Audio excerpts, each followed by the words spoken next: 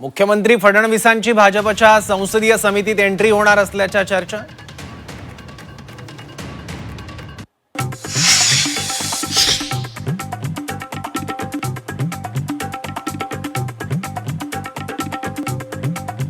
मंत्रालयातील नियमबाह्य नियुक्त्यांना चाप। नियमबाह्य अधिकाऱ्यांच्या नियुक्त्या तात्काळ रद्द करण्याचे राज्य सरकारचे आदेश। 10 सप्टेंबरपर्यंत अधिकाऱ्यांना मूळ कार्यालयात परतण्याचाही इशारा।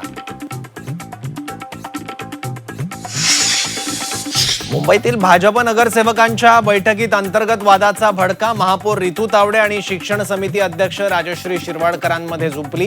आमदार अमित साटमांकडून दोघींनाही समज। सूत्रांची माहिती।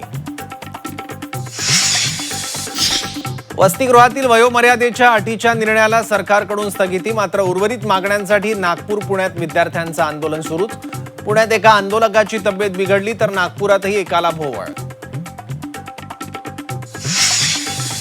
पुण्यात आदिवासी विद्यार्थ्यांचं आंदोलन। सुप्रिया सुळेंनी साधला आंदोलकांशी संवाद। तर रोहित पवार आणि सुजात आंबेडकरांकडून विद्यार्थ्यांची आंदोलनस्थळी भेट।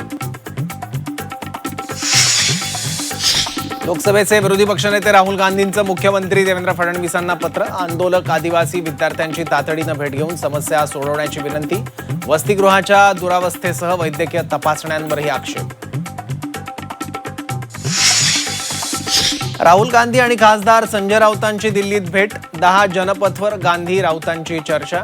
महाराष्ट्र देशातील घडामोडींवर चर्चा झाल्याची माहिती।